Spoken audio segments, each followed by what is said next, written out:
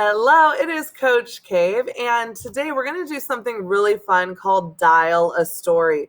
It's going to help us in our brainstorming to create our short story, and this is how it works. What I want you to do is you're going to take this right here, and if you need to pause the video, that is okay.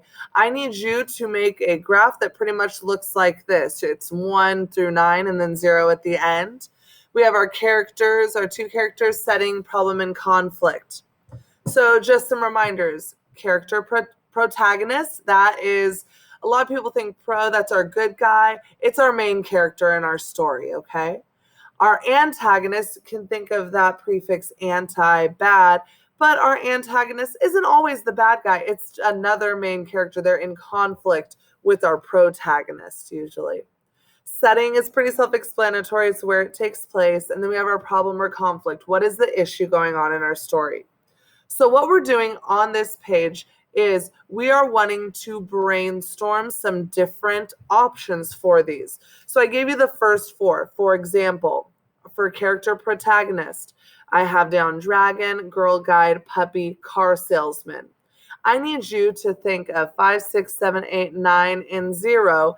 Put some options in those. Again, if you see, we have animals in there. We have different people in jobs, like a car salesman.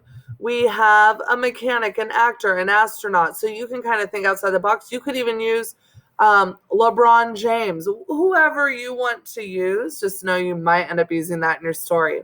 You're going to do the same thing on antagonist. And then when we get to setting, where are some different places that it could take place?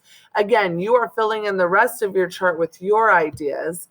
And then problem or conflict, that is going to be what are some possible issues? Maybe it's a virus. What are some other ones we thought of in class? A car crash, lost your memory, out of toilet paper, all sorts of different problems that there can be in a story. If you need to pause here and do that, I would recommend that. Once you are done, what you're going to do is you're going to take your phone number. So I use my California phone number from when I lived there. The last four numbers were 8026.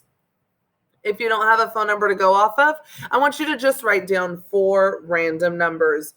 And once you do that, you're going to take them and that's going to tell you what your story is going to be about.